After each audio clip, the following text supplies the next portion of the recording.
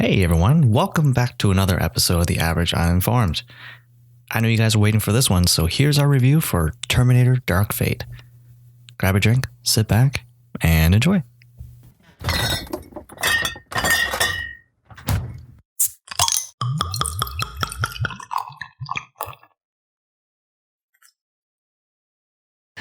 Can I start my timer now, You can Victor? start your timer anytime, sir. Well, not anytime, but we are starting now. All right. Well, Victor, Go on. how are you, I guess? I'm all right, actually. Yeah? Had a good, relatively relaxing day today. Yeah? Have you been working like crazy still? Up till today. Okay. Well, I'm excited because for whatever reason, my studio has given us Remembrance Day off on Monday. So I have a long weekend ahead of me. Happy Remembrance Day. Thank you. I don't know why. It's never been a stat holiday. It's still not. But they're just like, yeah, don't come in. Wait, maybe this is them firing me. We want you to remember this day. Your computer just doesn't log in. All your credentials are like wiped off the system. Actually, did you hear about the LGBTQ getting their hands in on that Remembrance Day Poppy? No. What did they do?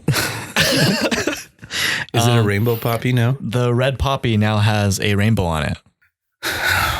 Why? What is their reasoning for it? I don't know.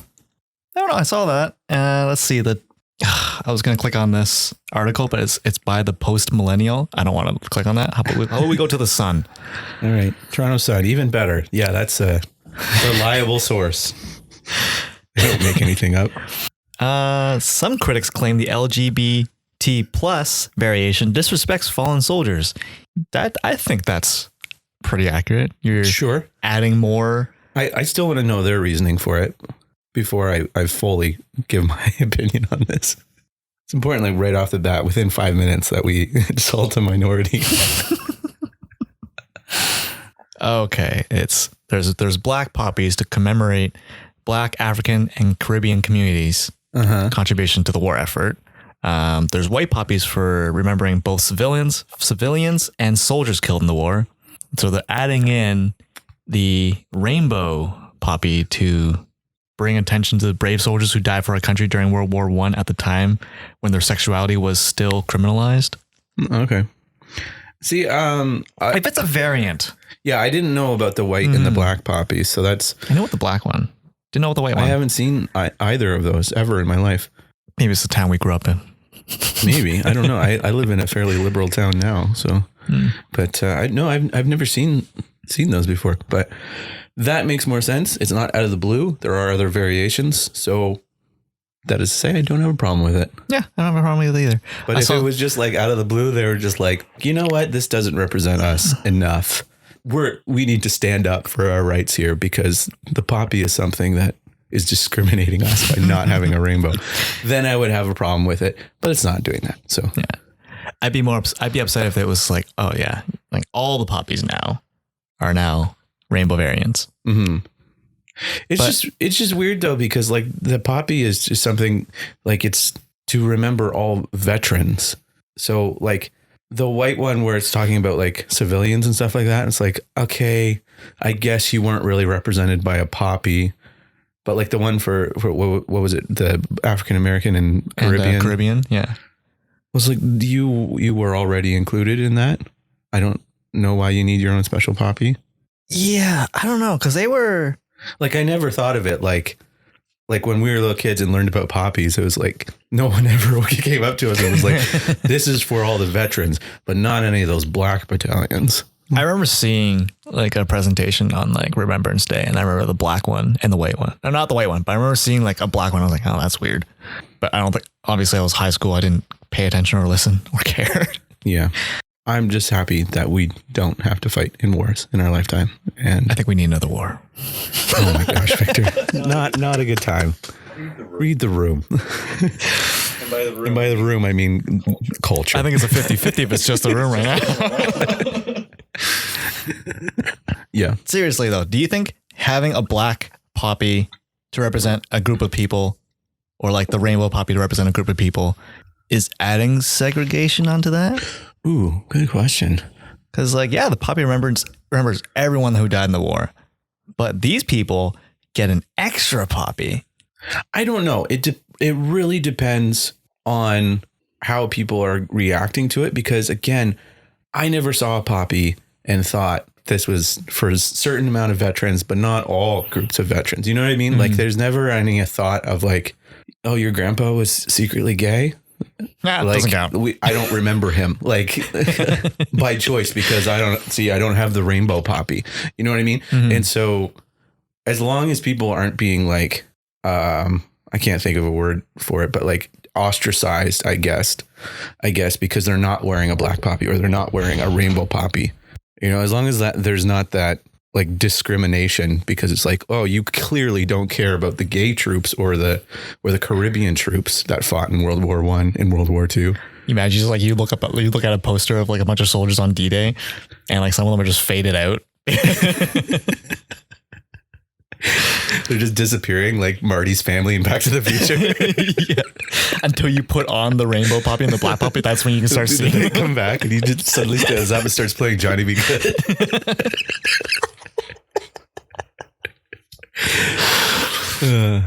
Anyway, yeah, as long as like people aren't being labeled as hate mongers or whatever for not participating, wearing all 3 poppies, because yeah, honestly, I don't have a Poppy on my jacket. It's not because I hate the troops or anything like that. It's just I just don't have one this year. I haven't been out to buy a Poppy. So like I think in Canada, I don't know how it is in the States, but like you donate whatever amount of money you want, right? I think some places like I think donate it's $1. 50 cents or something. Oh, 50 cents. Okay. Well, yeah. Okay. Let's say 50 cents $1.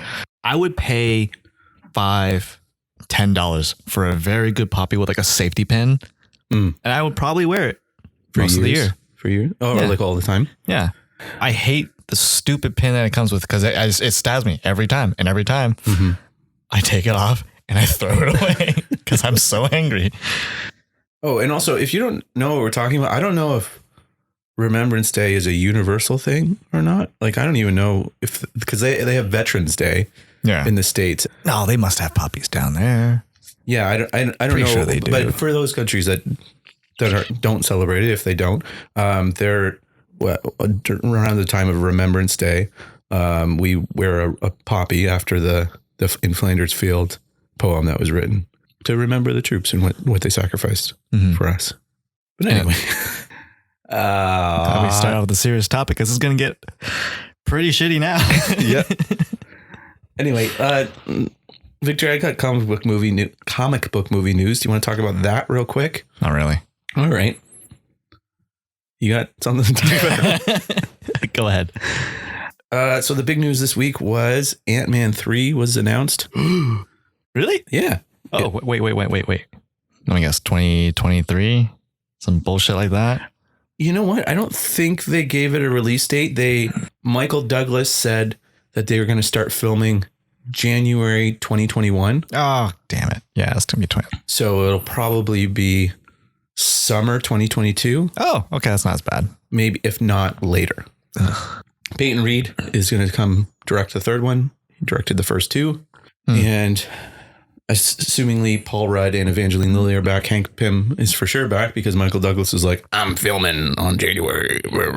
No, he's behind the camera. Oh, okay. Makes the most sense. Yeah.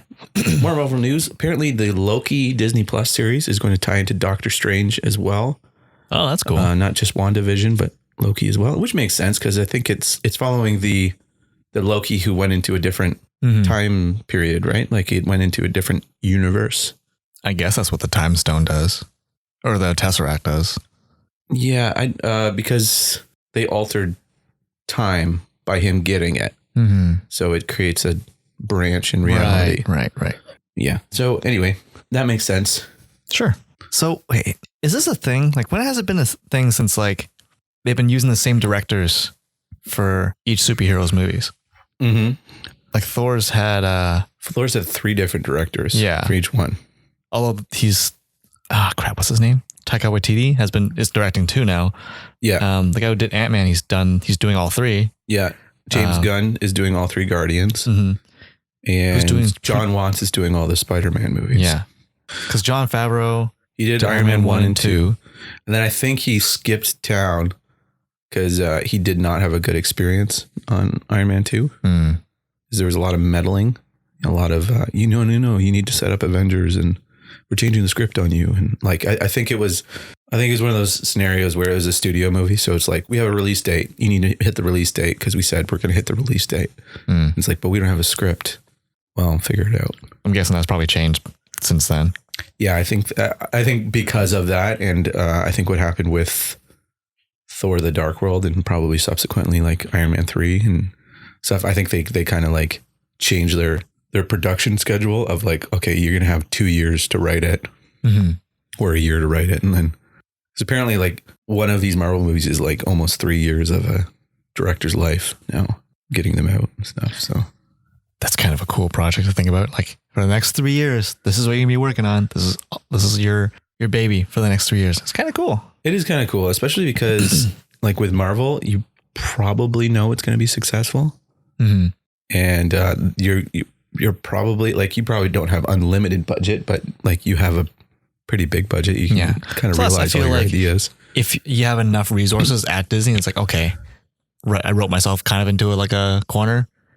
What do you guys think? And they probably have like a boardroom full of, not boardroom, but like a supply of people to be like, oh, you can use this character and this character. Yeah. So yeah, I think the early like phase 1 directors and phase 2 ones, like I think that they were still having growing pains as a studio. Like it wasn't until like Captain America: Civil War that Kevin Feige like ousted what was his name, Ike Perlmutter, who was like, he's the head of Marvel and like is a notorious penny pincher. And so like a lot of times creative decisions would be affected by him because of like his unwillingness to pay for it. Two of the more egregious examples is he didn't want Tony Stark in Civil War because it would cost too much to get Downey in there, where it's like, you don't have a movie without Iron Man on the other side of that. Right. Yeah. And then the other one was apparently Maya Hansen was supposed to be the main villain of Iron Man 3. And he was like, no, girl characters don't sell as toys, so make it a man. Yeesh. And so they had to like change it last minute. But anyway. Interesting. Yeah, so those are some of the more egregious examples of him. What were we talking about? Directors. I got into a history of Marvel tangent, sorry. Same guy who did Doctor Strange 1 is doing 2? Yeah. Yeah, I guess that's the thing. Wow. Well, I mean, like, if you do a good enough job. Yeah. Like Ryan Coogler's coming back for Black Panther. You imagine that? Like, if you do good on this movie, this 3-year baby, I'm going to give you 2 more 3-year babies. Yeah, well, only if you do well on the second baby. Oh, yeah. That's so cool. Fine. And like, it was the same thing with Joss Whedon as well. Like he did Age of Ultron and that movie broke him. So like he didn't come back for Avengers 3, which is probably for the best actually. Yeah. But, anyway, that's not it for Marvel news, Victor. Nice. Spider-Verse 2 is coming April 8th, 2022. They announced it already? Yeah, they announced that this week. It's like 2.5 years away. Yeah, it's animation. They take about 4 years to make a movie. So yeah, but yeah, that's fine, I guess. Yeah. I was thinking like, oh, why don't you announce it closer to the date? But that's good too. You gotta get the hype machine going, you know? Probably get people interested in the first one again. Yeah, maybe. Maybe. Do you think Spider-Verse needs a sequel? No. I don't really need one. Like that was kind of a perfect movie. Like I feel like there's a very slim chance that you'll improve on it, but there's a huge chance that you're just gonna fumble it, like, and not do as well. I think for the next one, they should up the game with like the animation style of it. Like not necessarily make it better, but like change it up a bit. How so? I don't really have an example, but like I don't think the graphics, the visuals should be the exact same. Do you think like maybe they should not stay in Miles' universe, but jump to other ones and do kind of like he's like a universe jumping thing, and each universe has its own style? Oh, I was going to say like maybe don't do the universes thing again. They kind of have to though. Or like bring one Spider-Man in and that's it. I don't want it to I don't want to keep getting bigger and bigger and bigger until it's like, hey, we have I completely 50 Spider-Man. I completely agree with you, but that's not what's going to happen. I know. Like no one at the studio is going to go like, yeah, you can't go smaller and just tell a story about Miles now. Or Miles and Gail? Gwen. Oh, right, Gwen. Yeah. Yeah, like you just can't do that. Like they will not allow you to do that. So I would much rather see Miles figure it out, be a Spider-Man on his own now that he doesn't have all these other Spider-Man influencing him. That'd be cool. But that's not going to happen. I don't know. I get the feeling we're just going to get the same movie again. Yeah, sort of. We'll see. Yeah. But anyway, I'm sure I'll get excited about it once we get a little closer to it and get starting to see some footage and some plot details and stuff. But yeah, I really don't see how they're going to improve upon it. Moving on. Yeah. Victor, there was some more The Batman casting this week. Did you hear about this? I did not. Okay, so Andy Serkis has been cast as Alfred Pennyworth. And Colin Farrell has been cast as the Penguin. What? Right? Why? So they're joining Zoe Kravitz as Catwoman, Paul Dano as the Riddler, Jeffrey Wright as Commissioner Gordon, and of course Robert Pattinson as the Batman. Like, I'm not against those actors. It's just such a weird role for them. Yeah, it's almost like they should be flipped, right? Yeah. Like Colin Farrell would be A little bit too young, I think. a little young, but he would be a great Alfred. And Andy Serkis would be a great Penguin. But maybe that's the point. They're going to do something unusual with it. I don't know. Just because you're different doesn't make it good. Yeah. And I mean, they're both extremely talented actors. Everyone in this is pretty good. Mm-hmm. So, yeah. But it's like you're having like a meal, but like none of the side dishes mesh together. Mm-hmm. Like it's like you're having spaghetti with a side of, I don't know, hamburger. Like there's like two great foods, but they don't really fit together. No. I actually really liked the Alfred we got in Batman v Superman. Jeremy Irons. Yeah. Yeah, I liked him too. There hasn't been an Alfred I didn't like, actually. He's always been pretty well cast in all the movies. Actually, yeah. But yeah, I don't know. That it's interesting. It's interesting, their choices. It's weird too, because there's like at one point it was going to be Jonah Hill and now Colin Farrell. Oh, they're similar actors. Yeah, they're completely. They were always up for the same parts growing up. Victor, you got a hole in your pants.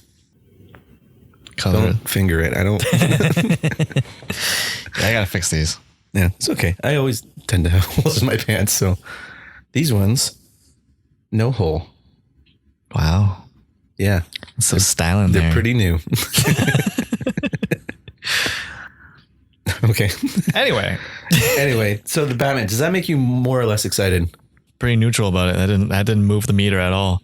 I'm confused now. Yeah.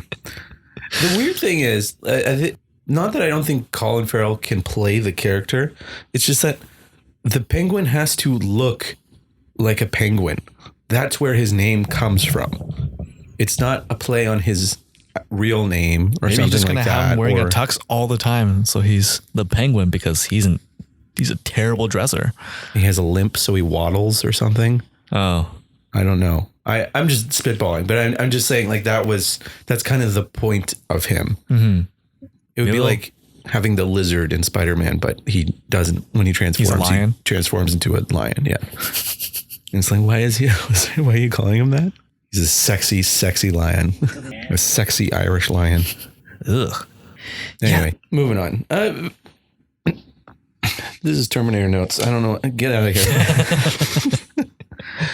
So, it was announced this week that James Dean has been cast in an upcoming movie. James Dean. You might remember him as an actor who died in 1955 at age 24. Okay. So they are planning on using deepfake technology and digitally recreating him for this movie. I forget what it's even called. I didn't bother to look it up because is it about James Dean? Nope. Then why the fuck are we doing that? Right. Yeah, that's why I didn't bother to like memorize the name of this movie, because it's like there's no reason to cast James Dean. Oh, you know why? Why? We're running out of people. Yeah, that's probably not the case. Especially 24-year-olds. Yeah. And all right, I could maybe back that. I understand if like the company behind deepfake was like, hey, we have a challenge for you. Make a movie with this man's face. Okay. To prove the technology? I don't know. I don't think they need that to do that.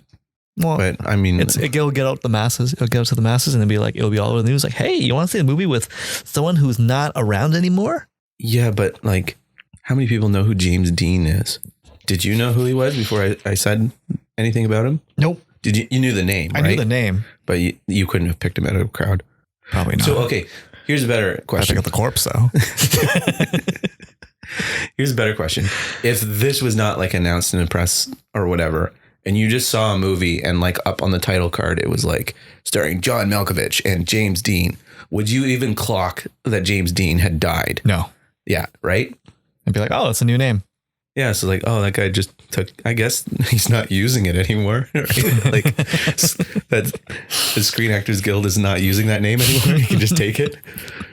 Yeah. It's really weird. And it's also, I don't like it. I think it's borderline disrespectful. It is a step towards going down a path that'll lead us somewhere that I don't like. Like eventually, like when people sign up to be in a movie, it'll be like you're also signing away your likeness for future movies if you pass away before the next one comes out or whatever. Like it's gonna get to that point where it like.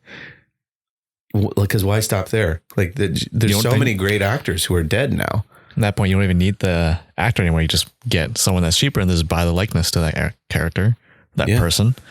Have them act all the scenes out and then just throw James Dean's face on them.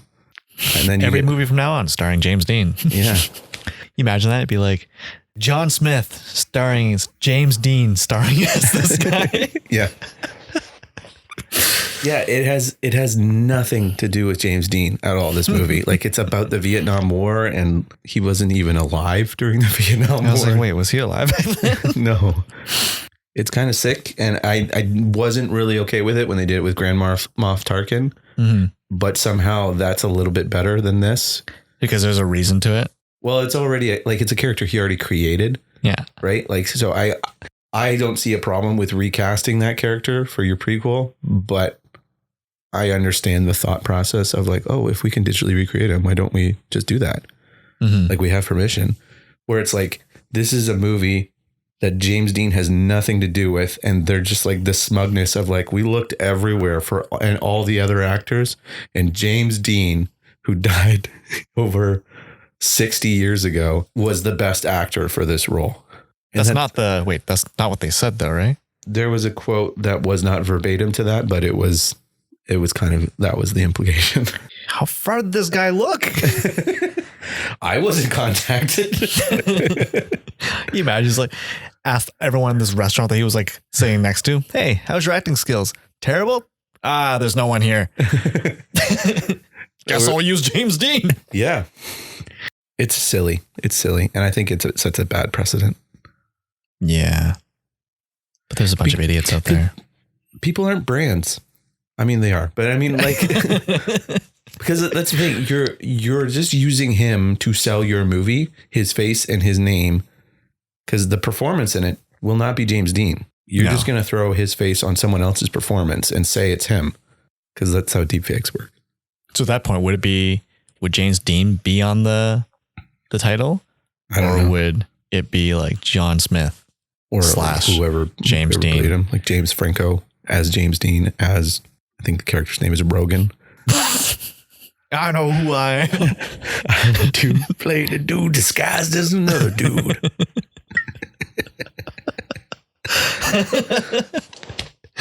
Yeah.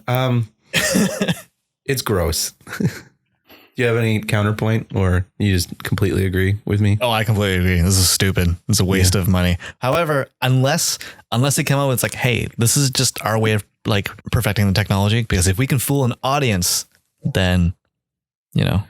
Spoiler alert, you're not going to. They had a life cast of Grand Moff Tarkin. That's how they built the digital copy of him, was from a physical head sculpt. Yeah, but that was like, how many years ago? 3? What, Rogue One? Yeah. Still. It's gotten a lot better. The whole thing with digital, like making a digital copy of someone who is recognizable, like that you're just not creating from the ground up. Yeah, from the ground up. What? Because he's... Never mind. Because he's dead? Okay. What was I saying? You derailed me with your corpse joke. No, you need tons of reference to make a digital copy of someone. Like, because to make someone believable, there's so many tiny factors that have to go in, like the translucency of the skin, like the pores stretching and squashing as, you know. Listen, man, they have so many bits of information. He was in 3 movies, Victor. And then he died. All in like high definition color, right? He made 3 movies in the 40s and 50s. Perfect. So I'm not saying you can't get that film stock and make it high def. I'm sure that it's already been done. But I'm just saying you need tons of reference and they do not have it. What are you talking about? There's 3 movies. Anyway, I just thought we'd talk about that because I read that and I was like, how dare they? I'm insulted on his behalf. Oh, you are white. Yeah. Ooh. Ooh. Well, Victor, that's really the end of the news, unless you have something to say to me. Did you see that trailer for what did I send you? I don't know. I sent you a trailer today. Today? Yesterday? Was it Bad Boys 3? Oh yeah. That we don't have to talk about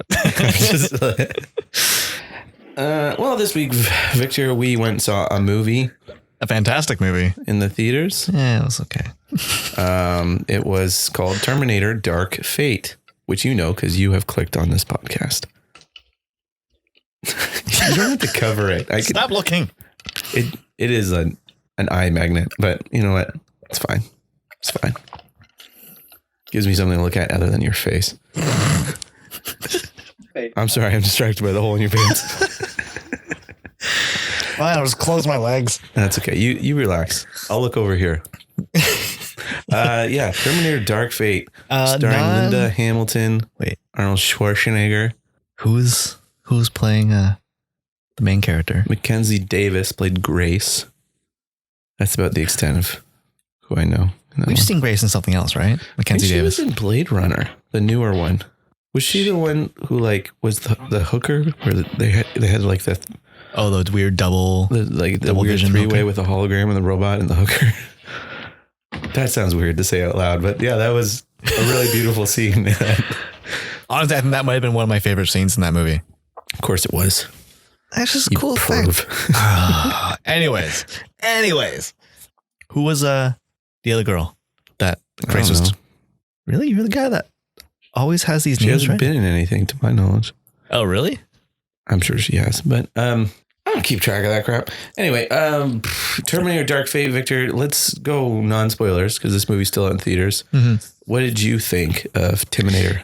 I think it was pretty good. It was pretty entertaining. There's a few things that you kind of have to drop your brain for in order for a movie to really work. And that kept popping in my head throughout the movie. Right. So, but otherwise, better than most of the Terminator movies since Terminator 2. But I don't think it was great. Yeah. What do you think? What's your thoughts? I liked it. Yeah. Yeah, it was okay. Do non-spoiler or spoilers? Yeah, let's jump into spoilers. Okay, so just a quick breakdown of the plot. Did you see Terminator 2? Because it's that. Actually, it's really just Terminator 1 again. But so Danny is this girl who lives in Mexico. Danny, that's her name. Yeah. Inexplicably, Terminator from the future and a protector from the future show up. An augmented human. Augmented human, played by Mackenzie Davis, as we said. Mm-hmm. Grace is her protector, and the guy who played Ghost Rider in Agents of S.H.I.E.L.D. was the Terminator. Oh, yeah, that was him. That's where I recognized him from. Yeah. So they show up. Terminator's trying to kill Danny because she is integral to the resistance in the future. And against Legion, who is Legion, who has, yeah. Because of Terminator 2, Skynet never became a thing. Legion has taken its place. Yeah. So yeah, let's start off with that, because this sequel, just with its existence, kind of spits in the face of Terminator 1 and 2. Well, first off, like the opening scene, it starts off nice with that, like the video footage from Terminator 2 of Sarah in the mental hospital. And she has that, my favorite line that she says, you know, like, anyone not wearing 2 million sunblock is going to have a real bad day. Get it? That was such a cheese line. Whatever. It's so good. Anyway, so they start with that, and then it just cuts to a scene where she and young Johnny Connor are at a bar in like Hawaii or Florida or somewhere on a beach. Somewhere tropical. And a young Schwarzenegger just shows up and shoots John Connor right in the chest. A champ. And took it like a man. And then just walks off. and then that's the end of the scene. I actually turned to you in the movie. I was like, was that real? Oh, yeah. No, Josh, it's a movie. Well, because I thought it was a dream sequence, because it's like, it just kind of rips the rug right out from Terminator 2 and be like, hey, remember that character we spent the entire movie caring about and trying to save for the future of the human race? He's dead in the first 2 minutes, kind of brutally. I kind of liked it. You did? Yeah. Well, it does set up a motivation for Sarah of who she is now, but I kind of thought, like, does he need to be murdered by Terminator? Like, I thought it'd be kind of more interesting if it was like he ended up getting hit by a car or something like that, because the apocalypse never happens. He ends up dying in some other way, and that's kind of like fate's irony, is that, you know, even though she fought so hard to save him, he still died because of some guy on a cell phone. Or damn you, Skynet, who is now just a cell phone company. And so she blows up Samsung. Just a mobile phone terrorist. Yeah, and so that was a lot of what kind I didn't like about this movie, was like it kind of ruins what made the first two good, and it almost, in order for this movie to exist, it kind of poo-poos the other two. Mm-hmm. Like, it's a cool idea that like the apocalypse is inevitable. If Skynet, you know, doesn't happen, it'll find a way to. You'll find someone else will take its place. Yeah. Like, it's weird that two different companies built Terminators to look exactly the same, though. I know. Like, they both went to skulls. Like, why? Yeah. You imagine Tesla came out with like a robot. And it just looks like a Terminator. Just like a Terminator. He's like, this is the best way to get them into homes. But like, I think that scene, although I liked it, that was one of the first pieces in the you kind of have to turn your brain off for this movie to make sense, because this kind of didn't happen. Why are they still sending Terminators back? I think it was that they just sent a bunch, but like to different times. Oh, so it was all, like in the future, it all came from the same starting point, but there was like, this one's 1984, this one's 1985, this one's 1986 or whatever. And so, because she's been hunting them every year or something like that. Yeah. They would show up and she'd go and kill them, which again, kind of takes away something from the Terminators, kind of like that you can get good at killing them. I don't know. It'd be kind of cool if they did that scene where they killed John, but it was maybe later on in his life, where they've been killing Terminators. Yeah, not like a year after the last one. Yeah. So that was kind of frustrating right off the bat. Though the digitally de-aging in that scene, pretty good. Pretty seamless, right? Like, I looked at that and I was like, that's Linda Hamilton from 1994. I'm like, that's seamless. Like, that looks great. It was a completely digital John Connor, because Edward Furlong is not 12 years old anymore. You don't know that. You just assume his age. Assume. I've seen pictures of him. He's Employee of the Month over at the Taco Bell. Why crap on him? He was okay in that movie. What was I saying? Yeah. He looked really good. Like, he looked like a real person. You think Arnold Schwarzenegger in that scene was Arnold Schwarzenegger DH, or you think that was someone else with Arnold's face put on him? Both. I think it was, they had a body double, and he also acted the scene. Acted. Yeah. He's walking sunglasses. Shoot this kid as minimal emotion as possible. Yeah. So what did you think of the new characters in this? The new Terminator, Grace and Danny. I really like the new Terminator. I wish the Terminator didn't. He was kind of weird because he had emotion. Like he was joking with like other people, and like I could just be like a like something that is programmed that like, you know, if you're interacting with people, here's how to act. I thought that too, but then I thought back to Terminator 2, and I remember Robert Patrick was pretty friendly with people, like the T-1000. Yeah. Like when he's like, "Do you have a photograph of John?" Yeah, I really liked him. I wasn't a fan of like the liquid Terminator. No, That just made it too convenient, like too powerful. yeah, Because like, sorry, not too powerful, but like, because you can be very like that. That's kind of the horror of it, right? Like he's so powerful that you don't know how to stop him because he's gonna just murder you in very many different ways. But like, I feel like the liquid thing's almost lazy. It's too much, right? Mm-hmm. That was the thing, is like in Terminator 2. By the way, I'm just gonna keep comparing this to Terminator 2. That's fine. All night to deal with it. In Terminator 2, like the T-1000, he's almost too powerful, but there are limits to him. Like there are rules set up. There is like that feeling of dread that you get when he shows up because he's like really powerful and he's really hard to stop. At the same time, it's believable the way that they deal with him, I guess. Like whereas it's just gotten to the point with each subsequent Terminator movie that they're trying to up the ante. It's gotten to the point where it's like they're just magic now. Like that and that's kind of frustrating to me. Yeah, I don't know. Like the liquid thing, there's just something about like they could make a Terminator that's just a massive tank that just isn't stopped by bullets. Yeah, well, like why not just wrap a nuclear bomb in flesh, right? Because that's the rule with time travel, is you can't put anything metal in it. Like just put some skin on it. But like, I don't know, I feel like the liquid thing is just so, it's kind of like lazy. It's almost lazy writing. Mm-hmm. I don't know what I'm saying. It just feels like a thing that's been used so many times.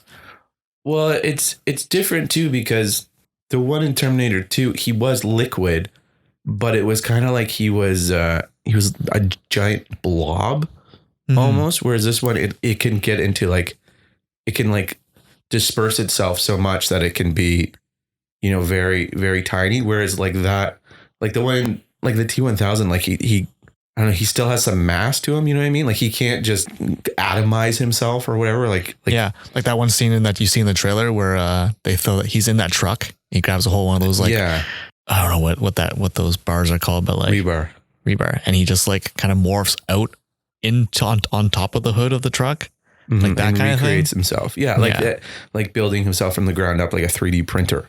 But yeah, like the T-1000, it kind of had like a mass to, like you felt like you could not stretch it that far, and actually when it did do that, like when at the end of the movie when he freezes it and then blows it up and it comes back together, like it's kind of screwed up after that. Yeah, maybe that's just in the director's cut, I can't remember. But anyway, but overall, I didn't really like him. Like I kind of said it earlier, like in the first two movies, there's like a feeling of dread every time they show up. Like, oh no, like they were just making headway or whatever. And I never felt that. Like every time he showed up, it's like, well, they're going to get away. There's not going to be a cost to them getting out of this fight. You know what I mean?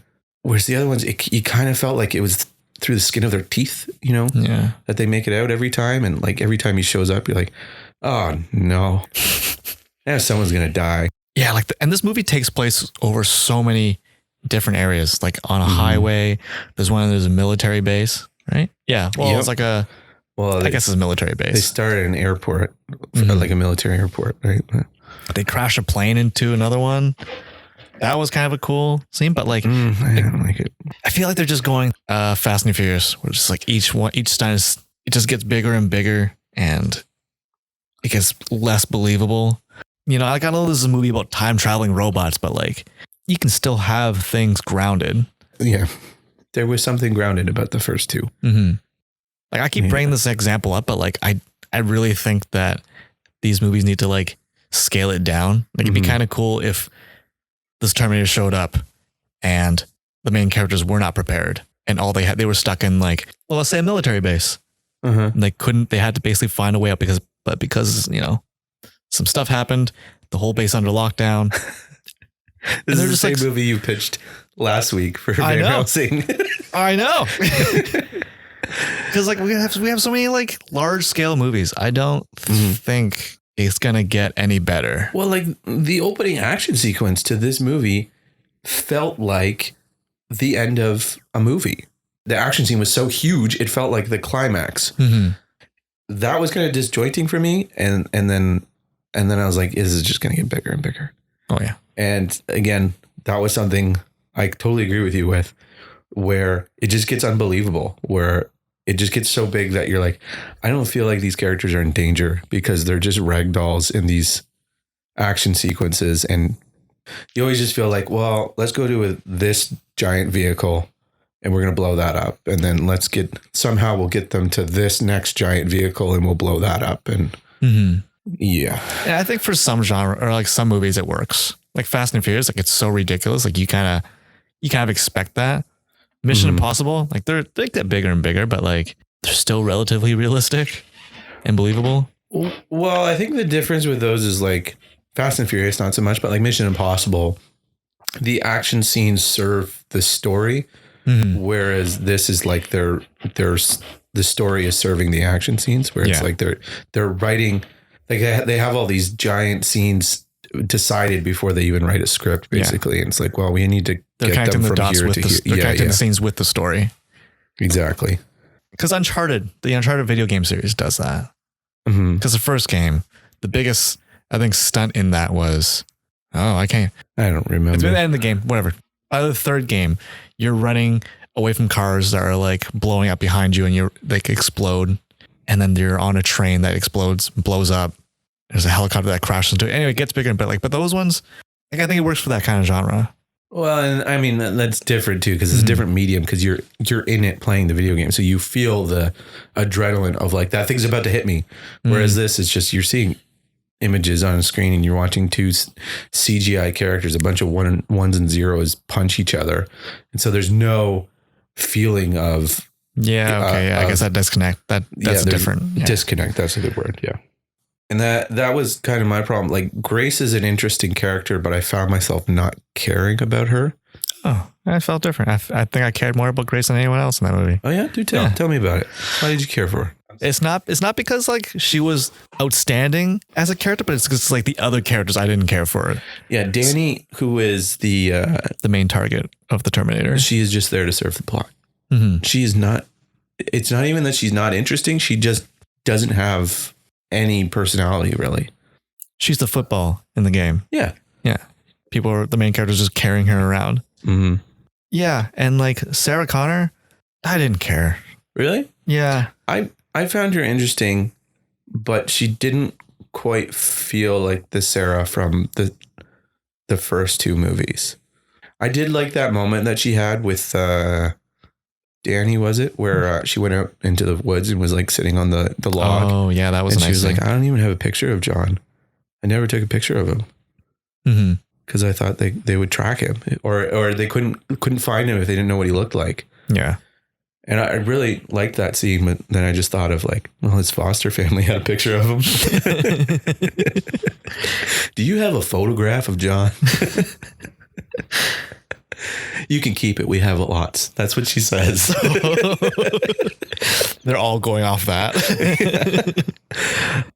Anyway, I really liked that scene where she showed some vulnerability and stuff. And I liked her relationship to Grace. I liked that they didn't like each other. I found though that, I agree with you. Like as the characters have sat with me for a few days, we watched this on Tuesday this week. Yeah. Her and Arnold were like the worst parts of this movie for me. Oh, really? Yeah. I thought they were the best parts of this movie for me. But you didn't like them though, right? I liked them, but you liked Grace more than Arnold. But it's not like they were amazing and the other guys were only okay. It's because the other guys were really forgettable is why those two stood out. Does that make sense? I got a hot take for you. I don't think Arnold should have been in this movie at all. Yeah, that didn't make sense to me. It just kind of tacked on.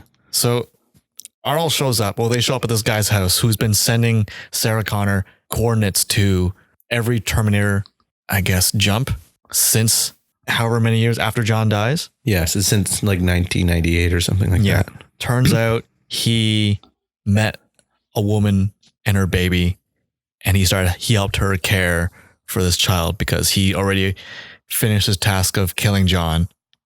So he had nothing to live for. So he's grasping onto things to do.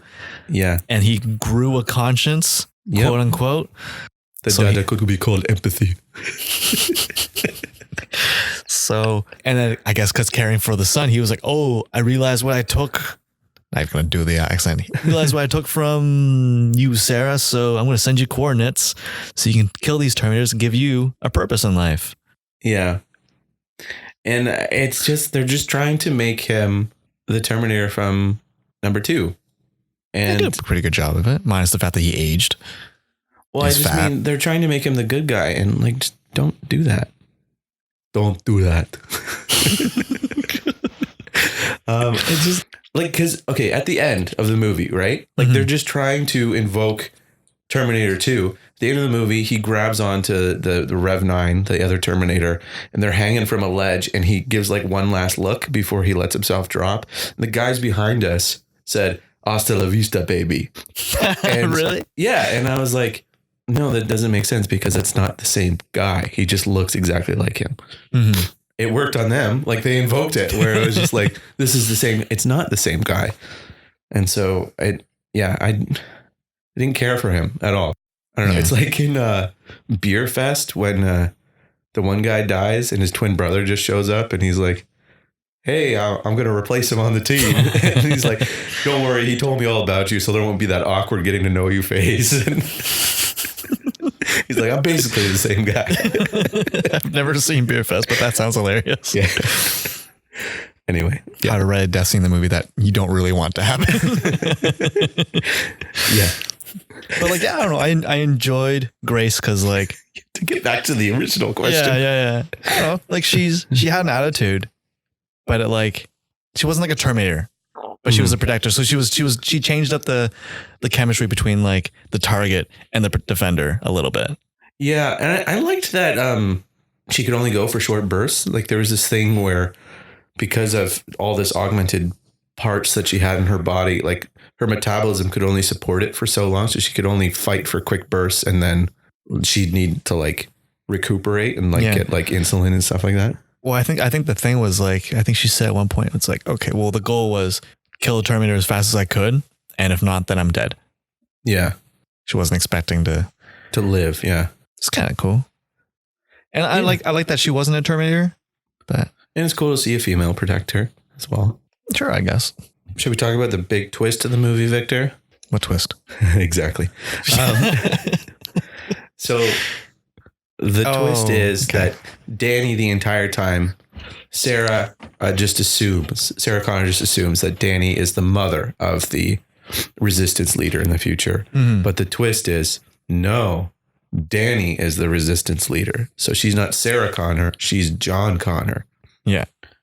And when they were like amping up to reveal that twist, I was kind of thinking ahead and was like, oh, what are they gonna do here? And it turned to be that, and I was like, that's exactly what I thought. Like, as soon as they introduced her, like, I didn't ever in my mind think, oh, this is Sarah Connor again. Like, I just thought she was resistance leader. Yeah.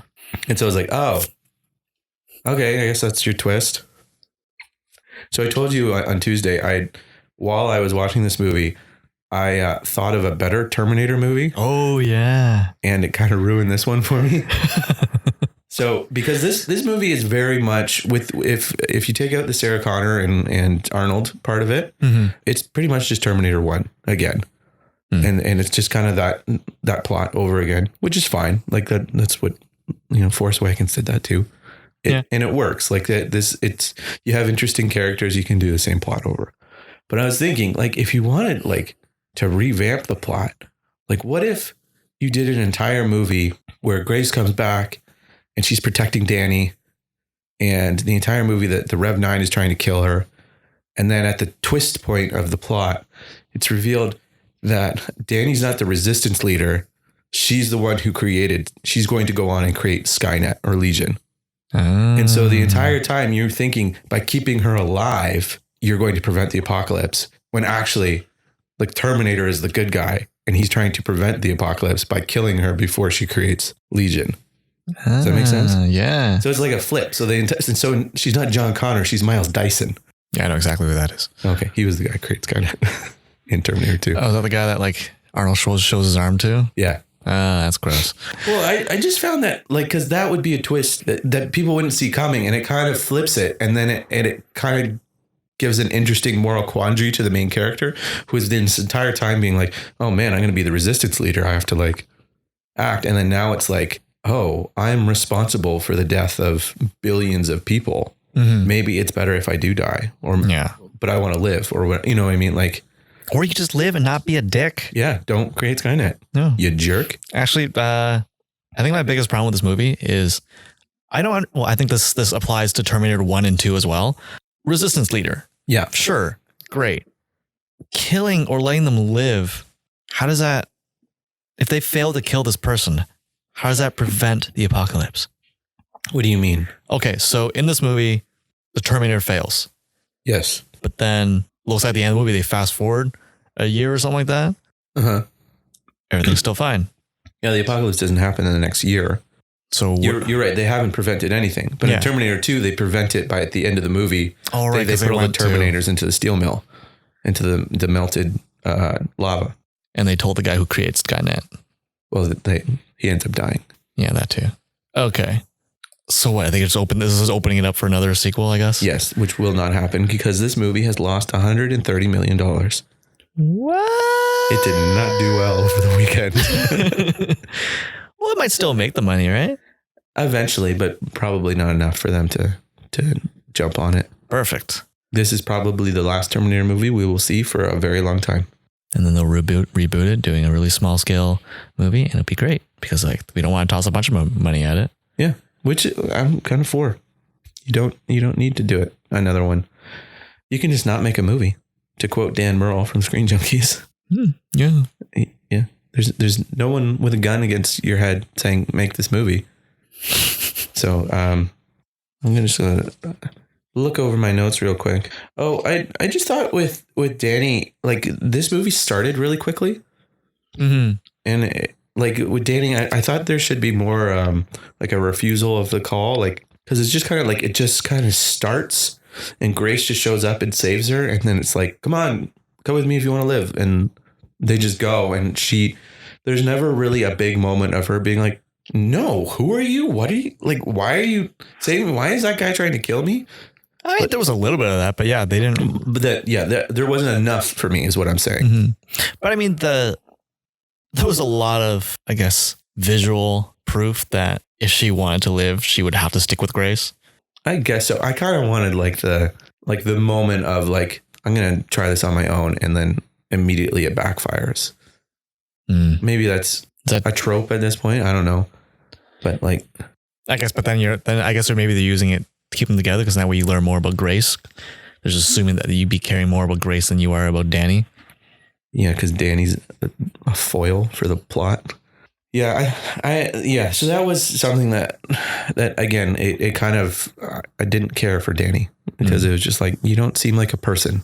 Your brother just died. I can get that you're in shock, but there's never a moment when things calm down where she's just like, oh my gosh, my brother's dead. My dad's dead. Like, and she never has that freak out.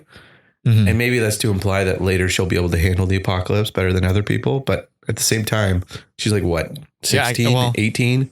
She freaked out for a little bit, for quite a while, actually, during the escape. But then after that, things calmed down, she's like, yeah, all right.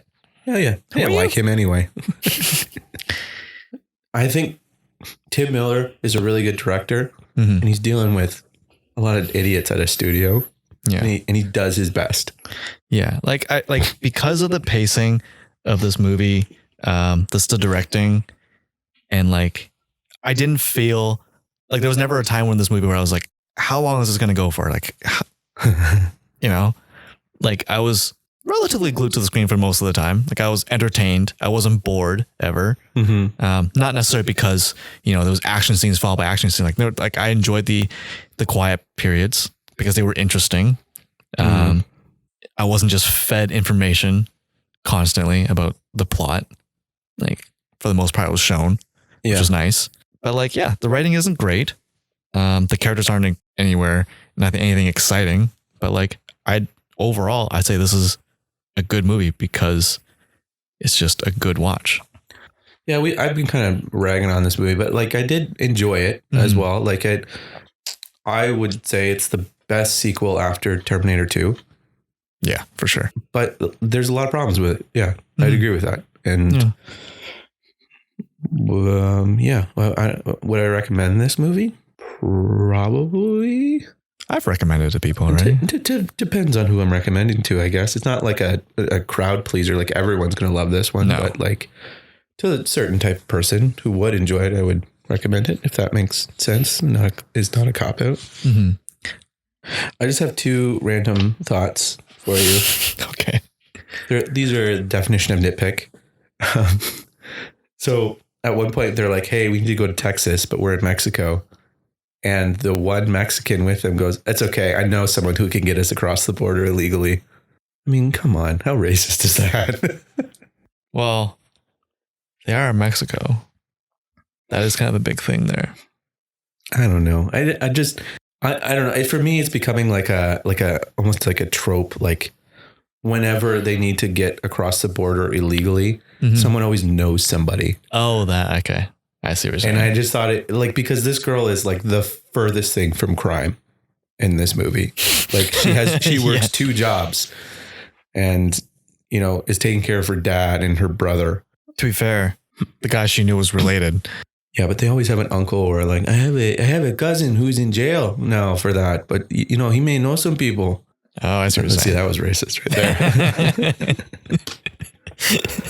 Is it racist?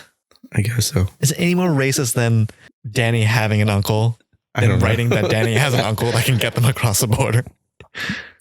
All right, what's the second one? They said the future was 2042. Didn't buy it. Too advanced. Do you really think that we'll have liquid metal by 2042? Terminators that look like that by 2042? Do you really think we'll have time travel by 2042? I forgot about the year.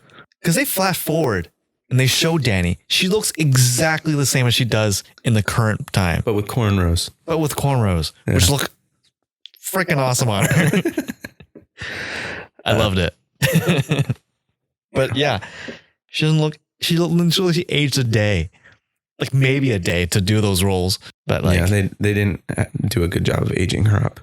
She's supposed to be like, she's like 5'1". She's supposed to be like 40 there. Yeah. Had some crow's feet or something. Like, come on. Maybe it was like one of those things where they're just like, oh yeah, we'll do it in post. And then post came and they're like, we forgot. I'm sorry. Picture's locked. You can't do anything. You mean the only job you guys had in this department? Yeah, we're still getting paid though, right? I wish Danny had to like do more on her own. Like at the end, because she fights the Rev 9 a little bit at the end for about 30 seconds. I wish that all of her companions got killed or like taken out of the picture. Oh, that'd be cool. And like the last part of it is like kind of Survivor Girl thing, like from like slasher movies and stuff. And she has to deal with it by herself. I think that would have been more interesting. But anyway, that's another nitpick. Also, Arnold Schwarzenegger fighting the Rev 6. Gabriel Luna. That was his name. Those scenes were really cool. The where like after Liquid Terminator leaves and it's just the endoskeleton. Sure. Those two fighting. It was kind of cool. I don't know. I can't remember the last time I've seen Arnold Schwarzenegger in a Terminator movie. Like I know he's been on, but like I don't remember him at all. But it was kind of cool seeing those kind of Terminators fight because the physics between those two humanoids are very different from like two regular dudes fighting because they're so heavy. Maybe it's because I haven't seen it. I mean, you probably have, but I thought that was a cool visual. It was fine. I didn't care about Carl or whatever. Oh yeah, Carl is his name. Arnold's character. I just didn't care. So and like by that point, I was checked out because it's just like I don't care about any of these people, and I'm just waiting for this movie to end because it's just a digital mess at the end of it because they don't use practical elements anymore, and there's no feeling of dread and all the points that I said in the past half hour. Couldn't they have lured the Terminator into like a pool of water and then electrocuted the shit out of it? Would that fry nanobots? I mean, EMP was the whole idea, but then that got... my goodness. Can we talk about that? That ticked me off. Oh, that Sarah Connor had a connection that had EMPs? Yeah. Oh, yeah. We can talk about that. That's bullshit. And the fact that it was just like, what kind of massive favor did she do this guy? Or what does she have on him that he's just like, yeah, I just walked out of a military base with 2 experimental EMP devices in a briefcase and no one turned their heads.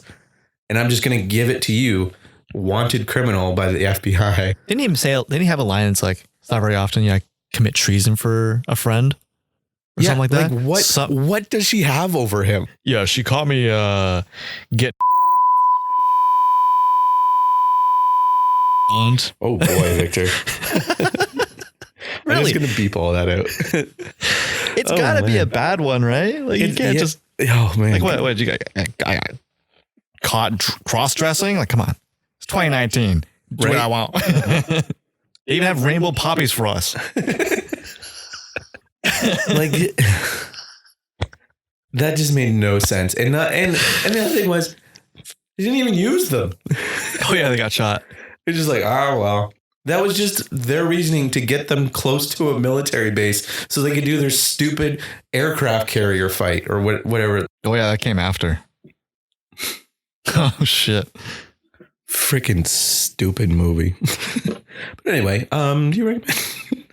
I do actually. Do you recommend Terminator? Honestly, after having this talk, if it was out on Netflix right now, I would probably watch it again. Wow. That's not giving it that high praise, but it was just very entertaining that I would enjoy watching again. But like, it's weird because I love Endgame, but I've only seen it once. And my roommate watched it the other night and I chose not to sit and watch it again. Huh. I don't know. In those really good movies, I only want to watch it once. I kind of come to that conclusion. So if it's middle of the road, you're fine with watching it endlessly. Yeah. Like I've seen Shaun of the Dead and like Hot Fuzz. Probably. Those are really good movies. Never mind. Yeah, I was like, where are you going with this? How dare you besmirch the legacy of I like mindless action and mindless entertainment. But like, I feel like Marvel movies, I'm invested in the characters. You like them too much? I care too much. And like, I can't see Iron Man die again. Yeah, those are probably more mentally taxing on me. Yeah. Is that weird? It is weird. Not really. When I went and saw it again, by the end of the movie, I was exhausted because you're just like, what an emotional roller coaster. Like Black Dynamite, I've watched that. I'd say probably close to 50 times now, which is a lot. Wow. But like Civil War, I've watched twice. No, 3 times because you made me watch it again. Because it's the best one. Anyways, any final thoughts? No. Okay. You wrap it up then? Sure. Well, thanks for listening, guys. It's been another episode of The Average Uninformed, and that's our review for Terminator Dark Fate. If you have any comments, leave them below. If you want to get in touch with us directly, you can email us at averageuninformed@gmail.com. Don't know what I'm going to do next week, but see you next time. Yeah. Bye. Bye.